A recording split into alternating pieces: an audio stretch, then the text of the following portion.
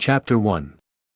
It was the middle of the morning, and Winston had left the cubicle to go to the lavatory. A solitary figure was coming towards him from the other end of the long, brightly lit corridor. It was the girl with dark hair. For days had gone past since the evening when had run into her outside the junk shop.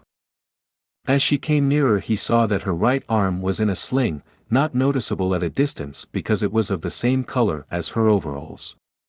Probably she had crushed her hand while swinging round one of the big kaleidoscopes on which the Plotsoff novels were roughed in. It was a common accident in the fiction department. They were perhaps 4 meters apart when the girl stumbled and fell almost flat on her face. A sharp cry of pain was wrung out of her. She must have fallen right on the injured arm. Winston stopped short. The girl had risen to her knees. Her face had turned a milky yellow color against which her mouth stood out redder than ever. Her eyes were fixed in his, with an appealing expression that looked more like fear than pain. A curious emotion stirred in Winston's heart.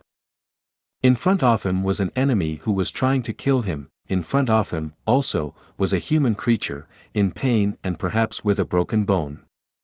Already he had instinctively started forward to help her.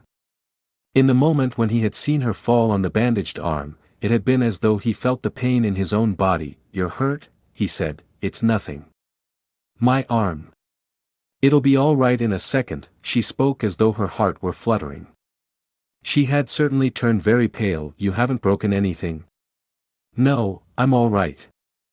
It hurt for a moment, that's all." She held out her free hand to him, and he helped her up. She had regained some of her color, and appeared very much better. "It's nothing," she repeated shortly.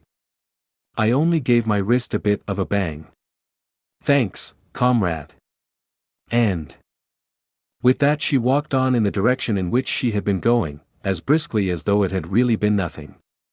The whole incident could not have taken as much as half a minute. Not to let one's feelings appear in one's face was a habit that had acquired the status of an instinct, and in any case they had been standing straight in front of a telescreen when the thing happened. Nevertheless, it had been very difficult not to betray a momentary surprise, for in the 2 or 3 seconds while he was helping her up the girl had slipped something into his hand. There was no question that she had done it intentionally. It was something small and flat. As he passed through the lavatory door, transferred it to his pocket and felt it with the tips of his fingers. It was a scrap of paper folded into a square. While he stood at the urinal he managed, with a little more fingering, to get it unfolded. Obviously there must be a message of some kind written on it. For a moment he was tempted to take it into one of the water closets and read it at once. But that would be shocking folly, as he well knew. There was no place where you could be more certain that the telescreens were watched continuously. He went back to his cubicle, sat down, threw the fragment of paper casually among the other papers on the desk, put on his spectacles and hitched the speakwrite towards him. 5 minutes, he told himself, 5 minutes at the very least. His heart bumped in his breast with frightening loudness. Fortunately the piece of work he was engaged on was mere routine, the rectification of a long list of figures not needing close attention. Whatever was written on the paper, it must have some kind of political meaning. So far as he could see there were 2 possibilities.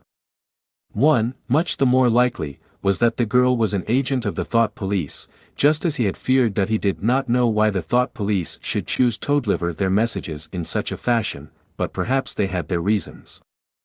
The thing that was written on the paper might be a threat, a summons, an order to commit suicide, a trap of some description.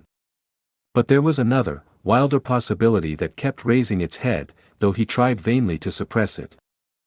This was, that the message did not come from the thought police at all, but from some kind of underground organization. Perhaps the Brotherhood existed after all. Perhaps the girl was part of it. No doubt the idea was absurd, but it had sprung into his mind in the very instant of feeling the scrap of paper in his hand. It was not till a couple of minutes later that the other, more probable explanation had occurred to him. And even now, though his intellect told him that the message probably meant death, still, that was not what he believed, and the unreasonable hope persisted, and his heart banged. And it was with difficulty that he kept his voice from trembling as he murmured his figures into the speakwrite that he rolled up the completed bundle of work and slid it into the pneumatic tube. 8 minutes had gone by. He readjusted his spectacles on his nose, sighed, and drew the next batch of work towards him, with the scrap of paper on top of it. He flattened it out. On it was written, in a large unformed handwriting, "I love you." For several seconds he was too stunned even to throw the incriminating thing into the memory hole. When headed so, although he knew very well the danger of showing too much interest, he could not resist reading it once again, just to make sure that the words were really there. For the rest of the morning it was very difficult to work. What was even worse than having to focus his mind on a series of niggling jobs was the need to conceal his agitation from the telescreen. He felt as though a fire were burning in his belly. Lunch in the hot, crowded, noise-filled canteen was torment. He had hoped to be alone for a little while during the lunch hour, but as bad luck would have it the imbecile Parsons flopped down beside him, the tang of his sweat almost defeating the tinny smell of stew, and kept up a stream of talk about the preparations for Hate Week. He was particularly enthusiastic about a papier-mâché model of Big Brother's head, 2 meters wide, which was being made for the occasion by his daughter's troop of spies. The irritating thing was that in the racket of voices Winston could hardly hear what Parsons was saying, and was constantly having to ask for some fatuous remark to be repeated. Just once he caught a glimpse of the girl, at a table with 2 other girls at the far end of the room. She appeared not to have seen him, and he did not look in that direction again. The afternoon was more bearable. Immediately after lunch there arrived a delicate, difficult piece of work which would take several hours and necessitated putting everything else aside. It consisted in falsifying a series of production reports of 2 years ago, in such a way as to cast discredit on a prominent member of the inner party, who was now under a cloud. This was the kind of thing that Winston was good at, and for more than 2 hours he succeeded in shutting the girl out of his mind altogether. Then the memory of her face came back, and with it a raging, intolerable desire to be alone. Until he could be alone it was impossible to think this new development out. Tonight was one of his nights at the community center. He wolfed another tasteless meal in the canteen, hurried off to the center, took part in the solemn foolery of a discussion group, played 2 games of table tennis, swallowed several glasses of gin, and sat for half an hour through a lecture entitled Ingsoc in relation to chess. His soul writhed with boredom, but for once he had had no impulse to shirk his evening at the center. At the sight of the words "I love you" the desire to stay alive had welled up in him, and the taking of minor risks suddenly seemed stupid. It was not till 23 hours, when Hugh was home and in bed, in the darkness, where you were safe even from the telescreen so long as you kept silent, that Hugh was able to think continuously. It was a physical problem that had to be solved, how to get in touch with the girl and arrange a meeting. He did not consider any longer the possibility that she might be laying some kind of trap for him. He knew that it was not so, because of her unmistakable agitation when she handed him the note. Obviously she had been frightened out of her wits, as well she might be. Nor did the idea of refusing her advances even cross his mind. Only 5 nights ago he had contemplated smashing her skull in with a cobblestone, but that was of no importance. He thought of her naked, youthful body, as he had seen it in his dream. He had imagined her a fool like all the rest of them, her head stuffed with lies and hatred, her belly full of ice. A kind of fever seized him at thought that he might lose her, the white youthful body might slip away from him. What he feared more than anything else was that she would simply change her mind if he did not get in touch with her quickly.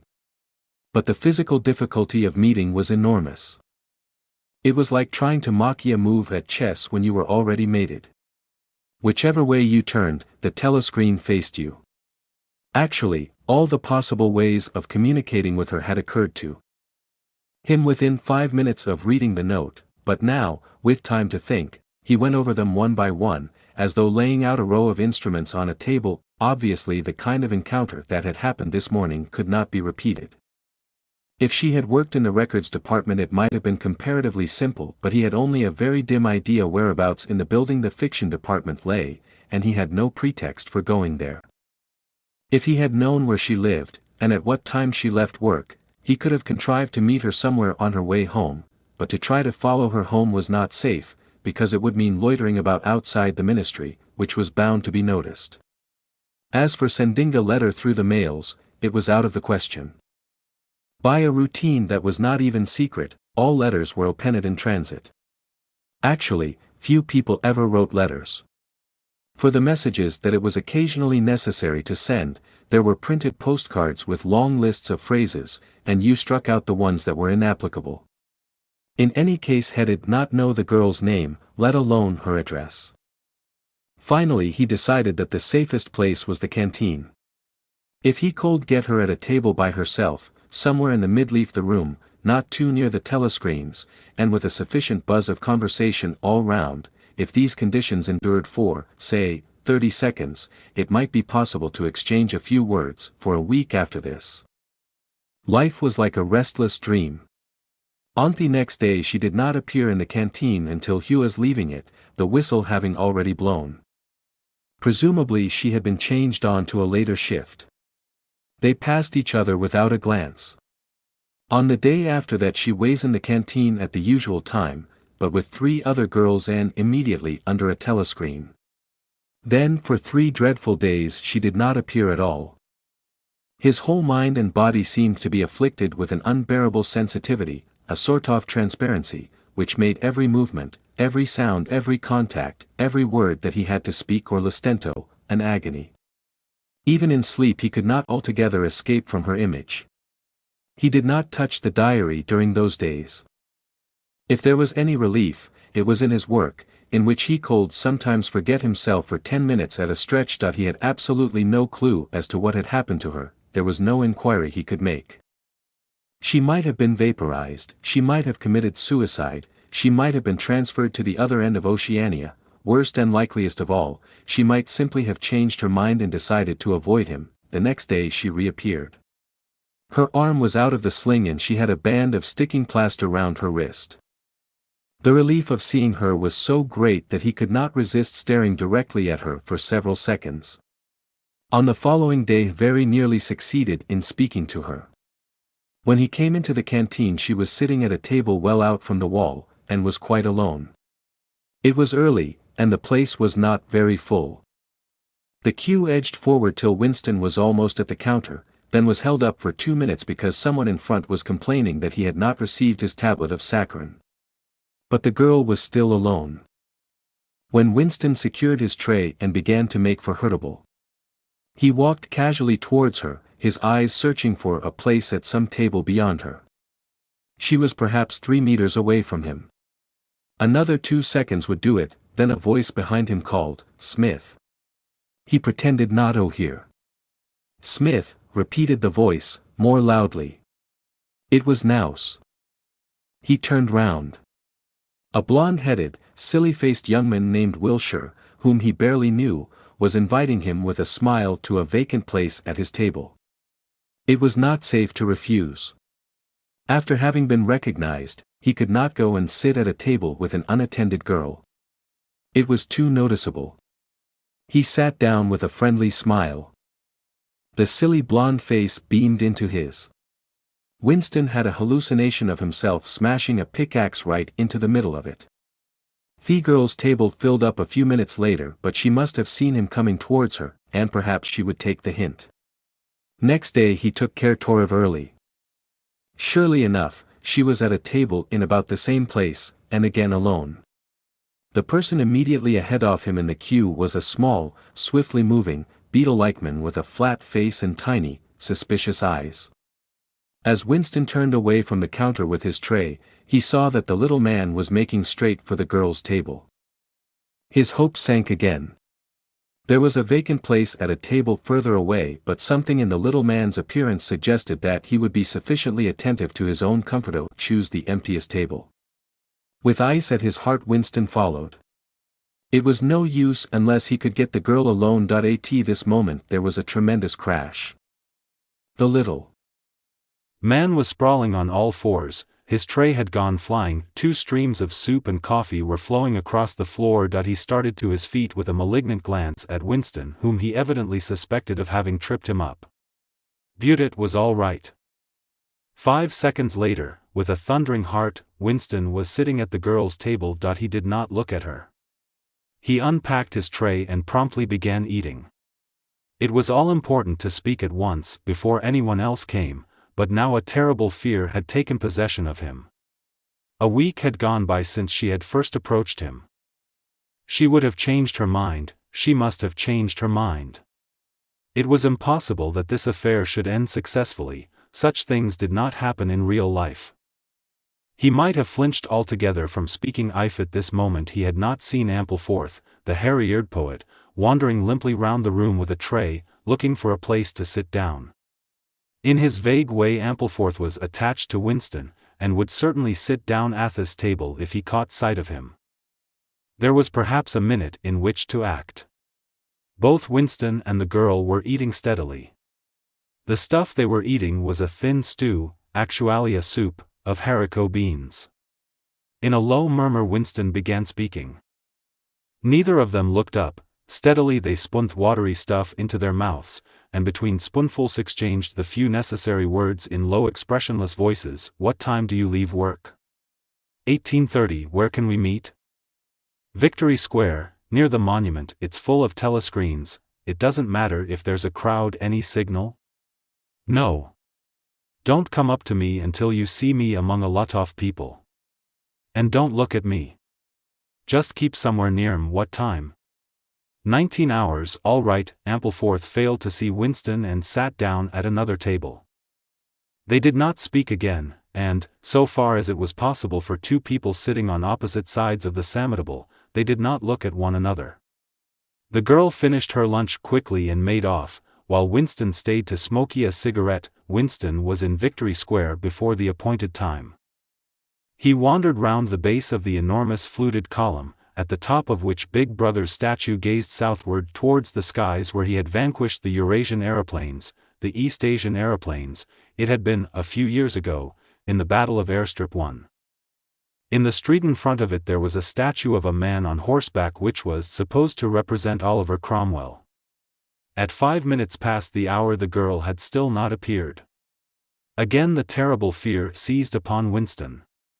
She was not coming. She had changed her mind. He walked slowly up to the north side of the square and got a sort of pale-colored pleasure from identifying St. Martin's Church, whose bells, when it had bells, had chimed, "You owe me 3 farthings." Then saw the girl standing at the base of the monument, reading or pretending to read a poster which ran spirally up the column. It was not safe to go near her until some more people had accumulated. There were telescreens all round the pediment.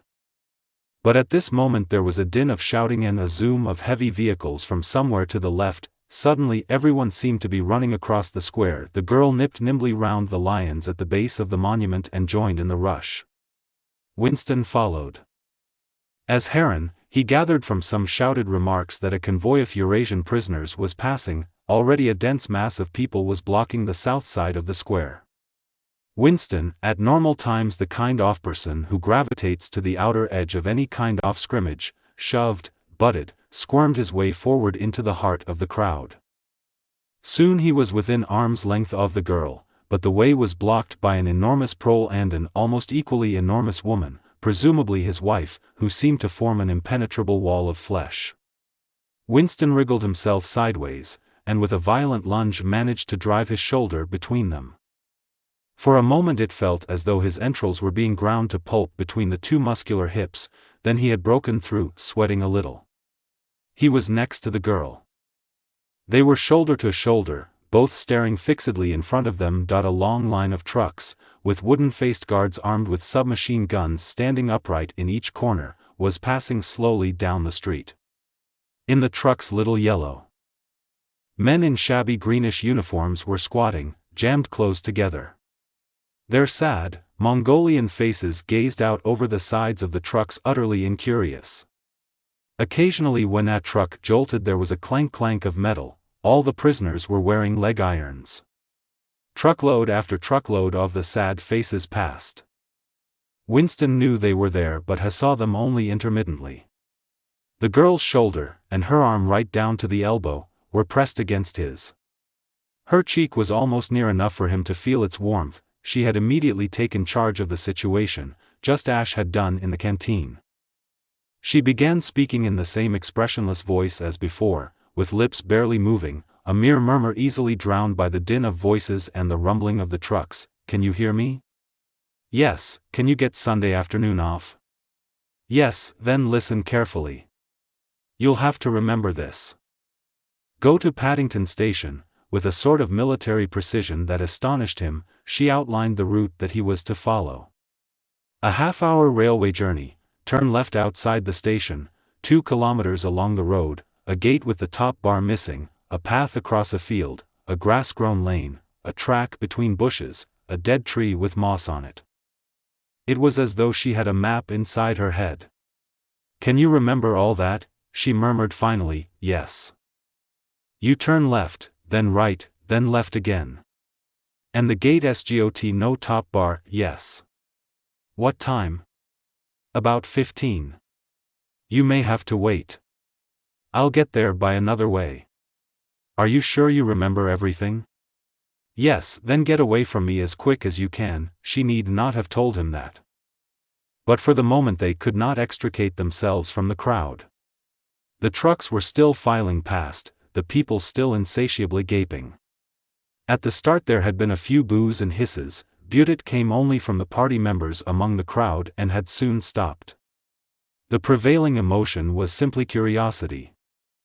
Foreigners, whether from Eurasia or from East Asia, were a kind of strange animal. One literally never saw them except in the guise of prisoners, and even as prisoners one never got more than a momentary glimpse of them, nor did one know what became of them. Apart from the few who were hanged as war criminals, the others simply vanished. Presumably into forced labor camps. The round Mogul faces had given way to faces of a more European type, dirty, bearded and exhausted. From over scrubby cheekbones eyes looked into Winston's, sometimes with strange intensity, and flashed away again. The convoy was drawing to an end. In the last truck he could see an aged man, his face a mass of grizzled hair, standing upright with wrists crossed in front of him, as though he were used to having them bound together. It was almost time for Winston and the girl to part. But at the last moment, while the crowd still hemmed them in, her hand felt for his and gave it a fleeting squeeze. It could not have been 10 seconds, and yet it seemed a long time that their hands were clasped together. He had time to learn every detail of her hand. He explored the long fingers, the shapely nails, the work-hardened palm with its row of calluses, the smooth flesh under the wrist. Merely from feeling it he would have known it by sight. In the same instant it occurred to him that he did not know what color the girl's eyes were. They were probably brown, but people with dark hair sometimes had blue eyes. To turn his head and look at her would have been inconceivable folly. With hands locked together, invisible among the press of bodies, they stared steadily in front of them, and instead of the eyes off the girl, the eyes of the aged prisoner gazed mournfully at Winston out of nests of hair.